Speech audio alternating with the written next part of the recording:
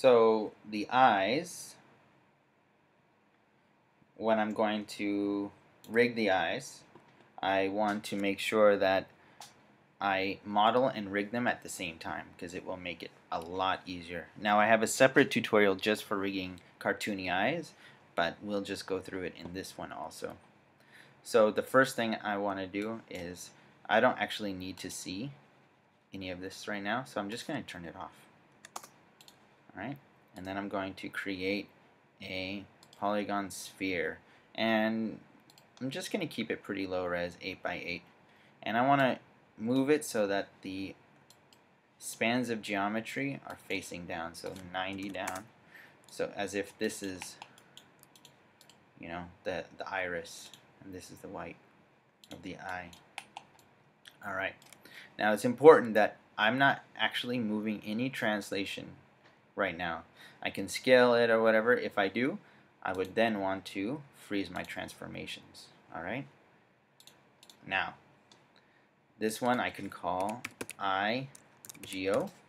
Alright, and I want to now create a NURBS sphere.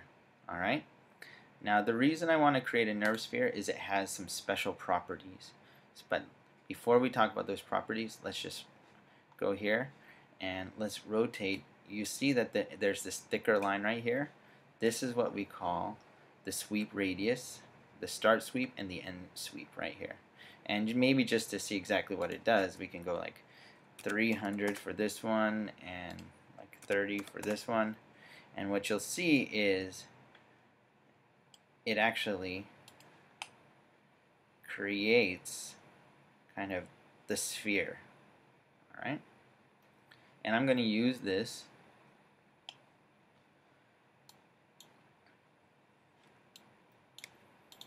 -90. Alright? And then rotate it this way, -90. Alright? So now what I have is, later on I can make this character blink. So I can use this as like a way to animate. Right. Okay, so now I have this and I have this. So this is my polygon sphere, this is my eyelid, so I'm going to go at eyelid geo right here. Alright, and I'm going to grab these and I'm going to group this 3 times. 1, Command G, Command G, Command G. So if you click on it, group 1, group 2, group 3. And this one is going to be called ICNT, connect, I flat, and I aim. Okay. Now, why do I need to group all of this and keep it all done right here? Because I want my pivot point to be in the exact same space, same place for every single one of these. Because what I can do is, if I wanted to make this flat, I can go like this, and you see it flattens that out. But using my eye aim, the pivot point is right in the middle, I can rotate it like this. And what you'll see is it looks like the character can look left and right even though it's flat. So this is a very unique thing that happens with Maya, which is you can actually take advantage of the fact that in a local space in scale Z, it flattens this out, but the way it rotates, because this is a child of this parent, that it's acting as if it's in full 360 space.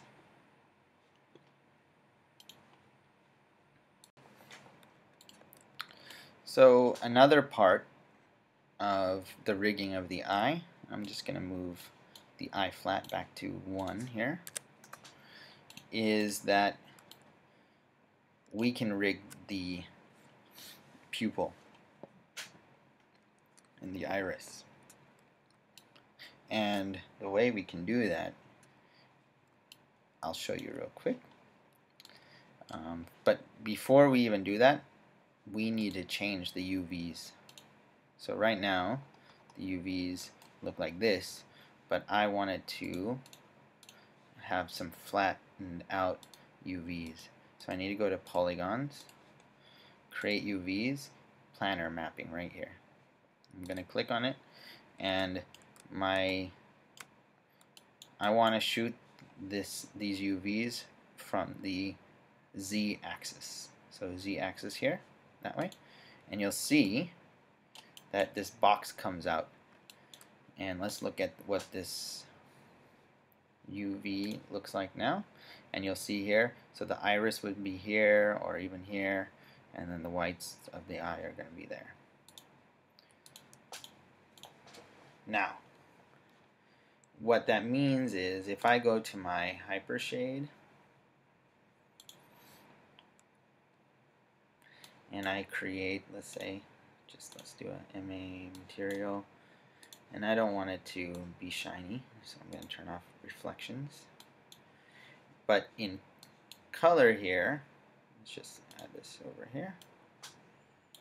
In color here, I can go and I can add a ramp right here. Okay?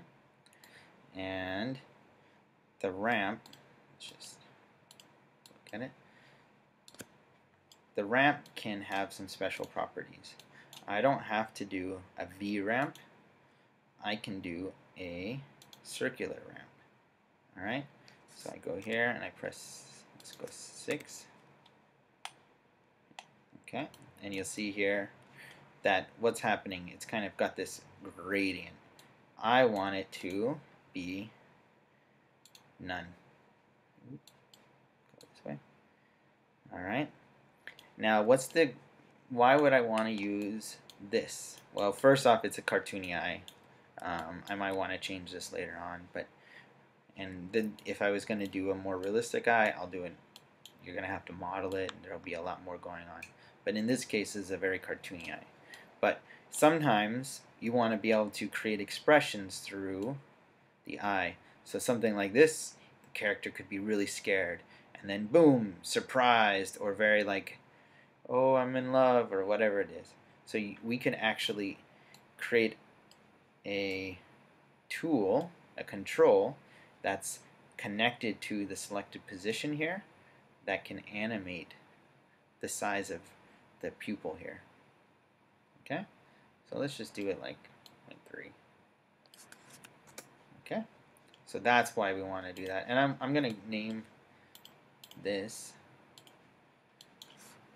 eye material right there. Alright. So now I have my eye control, my eye connect right here, and we're gonna actually put it in the hierarchy. So let's actually, one more thing. Let's make this red. There we go. Okay. I'm gonna go to local control and turn it on, and I want to put this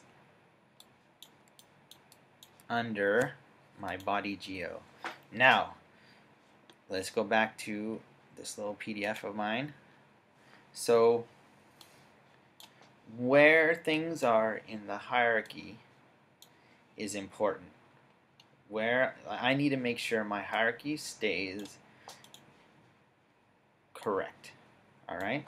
So, if I grab the geometry here, I just grab the geometry, and I group it to, or parent it to the body, I'm going to lose all of this extra rigging, all the extra rigging groups that I set up, which are very important. It's very important that I keep exactly like this hierarchy, because I won't be able to rig it properly without the right here hierarchy.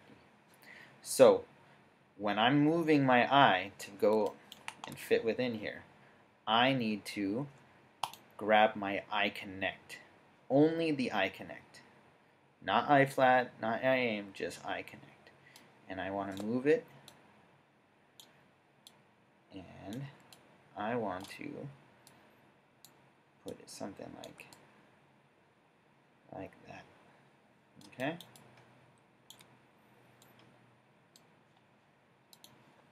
Now I could just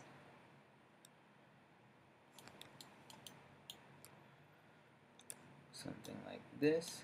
Alright. I want to push it back just a little bit more. Okay. So there's an eye. Now what's cool is I have the eye here, but I will want to duplicate it and put it on the other side. Alright? But when I duplicate it, I want to make sure that I keep the history of my NURB sphere on. If you just duplicate a NURB sphere like this, or really anything, if I say Command D, what happens is you see that I lost history, the inputs, the make NURB sphere inputs here. And I want to keep that because if I don't have it, I'm not going to be able to create my blink and my eyelid control. So what I'm going to do is I'm going to do a special kind of duplication. And I need to change from input connection to duplicate input graph. And what that means is, let's just move it over here. So this is translate Y, let's just negative this and rotate it negative, so it's the exact opposite right over there. And we'll worry about the naming conventions in a second, but what I can do is, if you see here, make NURB sphere, I can animate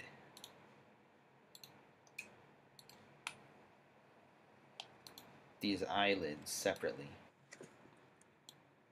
So what we're going to do is we're going to continue doing the eyes. Now, let's use that comet rename. We'll see here that this is the left eye, right? So I want to add a prefix L underscore. If we look at our naming conventions, we have L, right? And I need to select all of these. Add prefix. This one. Right. Prefix. I don't need this one here. Alright, so left eye, right eye. Alright. The next thing is these two right here can be grouped one more time. And we'll call this IGRP for group. Again, let's look at our naming conventions. Group GRP. IGRP. And I'm going to parent it to the body. So now, when the body moves, the eyes move. So the next thing I'm going to do is I'm going to use another one of my scripts, the control scripts, and I have an eye right here.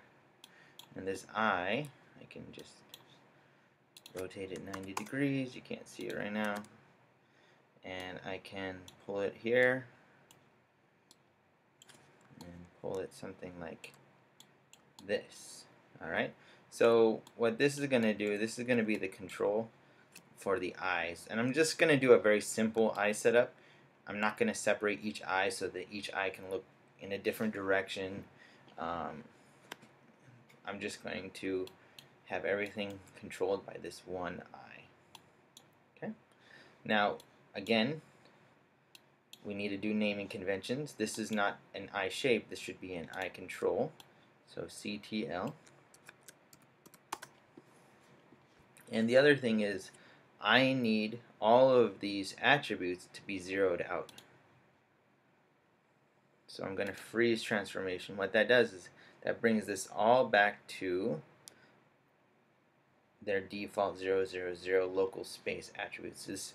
This turns the local space attributes back to their default. Right? But it is important to group this and say Sorry. Actually, we already have our group. Now we want to put this in the eye group. So it's grouped. So now, as my head moves this way, the eye control follows. Alright. So the next thing we need to do is we're going to use this eye aim. See this? Eye aim. So there was a reason why we have CNT. There's a reason why we have flat, eye aim. CNT helps us keep the local space of the transform zeroed out. Flat allows us to flatten the eye if we want to.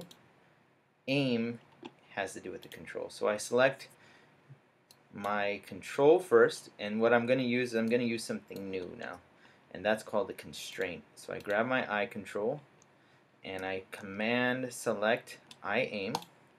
So control select, command select, eye control, left eye aim, and I need to go to animation and constrain right here. So there's a lot of different constraints that we're going to be using over in the next couple weeks, but right now we're going to just use aim constraint. And we maintain offset, world up will be vector, and let's look at this. So now I have my eye control, and the eye follows. It goes up, down, around. So I can I animate this one control, and it animates my eyes. So I need to do the same thing here. Eye control, eye aim, maintain offset vector. And now both these eyes follow. So you can be shifty. What's going on here? Something like that. Alright, now we actually only need the translate. So I'm going to go here. I'm going to lock rotation and scale. I don't really need rotation and scale. So now when those are locked, I can't affect them. So the reason I lock this is, let's go back to our PDF. A good rig makes things easy for the animator. By turning this off, the animator knows all they can do is work with translates. It helps them know what can be done in this rig and what can't. And you see here, there's different types of connections. So we've already done some parenting, and just now we did a constraint. All right, constraints are actually quite heavy computationally. They're quite heavy computationally. Parenting is not very heavy computationally. So we try not to have too many constraints, but having some is definitely okay. All right. So now the other thing I want to do is I don't want to have to select this and then go here and blink. What I want to do is I want to create a blink on this control, because this is the eye control. And the way we do that is we start adding attributes. Now, if you notice, before I even do that, let's just look at this real quick. You know, if I wanted to, I can animate the character so that the eyelids are on the bottom. I can animate the eyelids from the top separately, so he's like kind of a sleepy guy.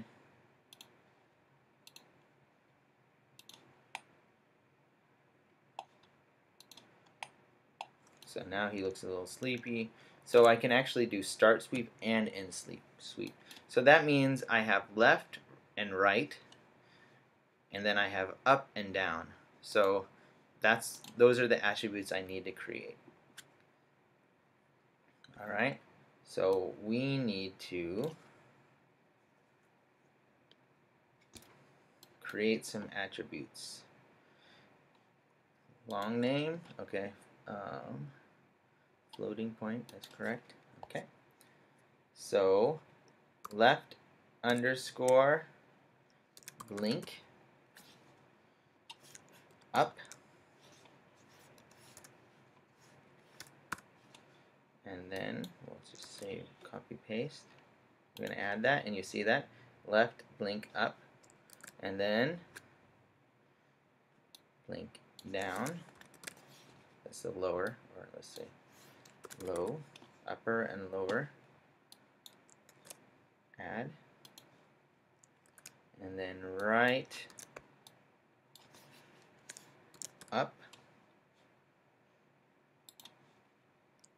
and then right low, right blink low. So now I created 4 new attributes, and those attributes do nothing, and that's because the computer doesn't know what we're trying to do. We need to tell it what to do, and what we want to do is we want to be able to connect. So how are we going to connect these two?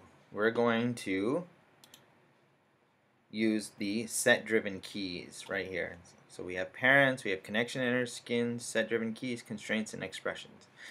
Right now we're going to just focus on set-driven keys. Now, what are set-driven keys? Set-driven keys are ways to connect 2 attributes to each other through keyframes. So just a quick example is kind of like an if-then kind of statement, which is kind of something that you might actually do with expressions, but in this case we're doing it manually by hand. So if attribute A equals 1, and we could say blink up is 1, then set attribute B, which would be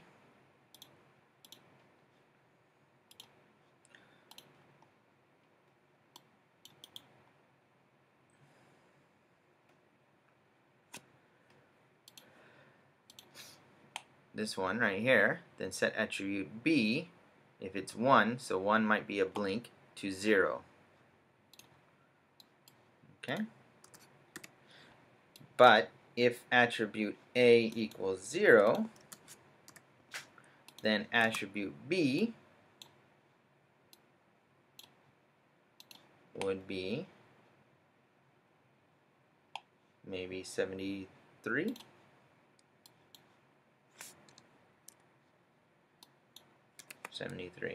So if attribute A, so blink up, we can even change it, blink up equals 1, then start sweep equals 0. If blink up equals 0, then start sweep should be 73. And then as we animate between 0 and 1, then what will happen is you're going to animate the start sweep. So let's try this out. Okay, that should be under animation. And right now the default of this one should be 0. Okay, so we're going to go here and we're going to go to set driven key, set. So this one is the driver, it's the control, so it's the one that's driving. And so I'm going to go load driver, and we'll say blink up, and then I need to get the eyelid shape as the driven, make nerve sphere right here, and start sweep. So right now start sweep should be 73, right? And this one should be 0. Let's look at our little document, make sure we got it right. Right? Blink up 0, start sweep should be 73, correct? And what we do is we set a keyframe right there. Boom. And what you'll see is you're going to see that keyframe on the eyelid start sweep. See that? That's a keyframe. So now we need to do another keyframe. So when this one is 1, so it's a blink, then my eyelid nerve sphere should be 0. Let's look at it. So that's down. And then I have to keyframe it again. So what you'll notice is this kind of setup, it takes a little bit of time. That just took about a minute or so to do one, and it's a little bit tedious, right? But that's kind of how it works. So now we need to do blink low and end sweep. All right. So when blink low is 0, then end sweep is 300. When blink low is 0, end sweep is 300, and we key that. And you see there's a keyframe here. But when blink low is 1, then end sweep should be 360. So you see that? Now it's closed, and that's a blink. And let's just say key, and let's just test it out. See that? I can go back and forth between this, and I can animate the blink. Of course, I can also animate it separately. That's a bit strange. And you'll see here, what am I doing? I'm going to negatives. And that's kind of annoying, and we're going to talk about that in a sec. But here, I can go up and down. I can go like that, so he looks sleepy. But you'll see that actually my control should only be going from 0 to 1. That's all I have. Open and closed. Alright? Of course, 0.5 is semi-open. 0.5 is semi-open, like that. You could do that. But what we want to do is we want to actually edit this attribute. Blink up, and we want to give it a minimum and a maximum. The minimum should be 0. The maximum should be 1. Same thing with this. Same thing with this. Same thing with this. So we're giving it a minimum and maximum. So now when I animate this, it can only go between 0 and 1. See that? I'm pressing the middle mouse left and right to animate it. Alright? And if they both start out here, I can actually grab both of them and animate them together. This is like him being suspicious. Alright? So we have that for this one. Now we need to do the same thing on the other side. But this is the left eye geo. So I need to go to the right lid geo. Load driven, make nerve sphere, blink up, start sweep, and it should be the exact same.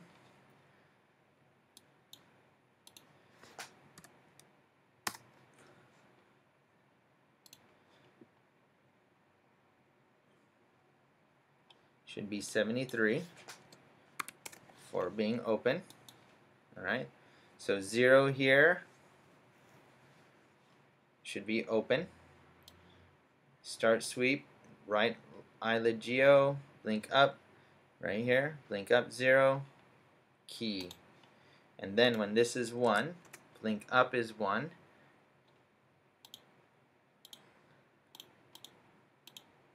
And then right eye geo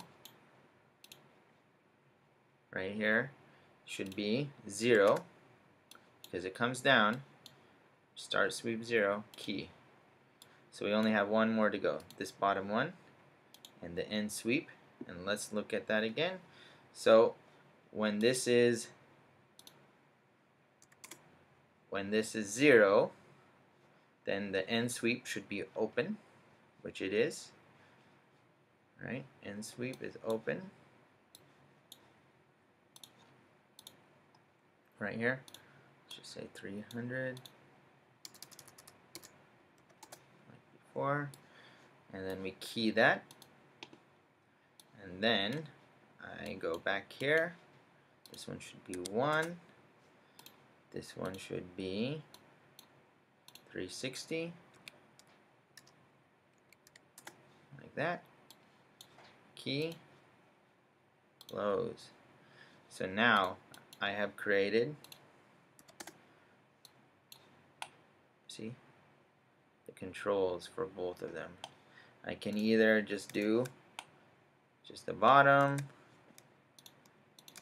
just the top, and they're all between 0 and 1. Okay, if you want something like that. And so that is how we might create some eyes. We can go like this. We can blink. Boop. And then we can animate it, move it over here, look up a bit, look suspicious. What's going on over there?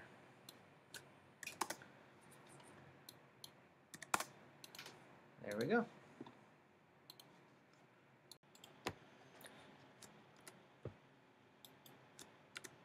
So let's connect this eye control to the eye aim. So the way we're going to do this is we're going to use constraints.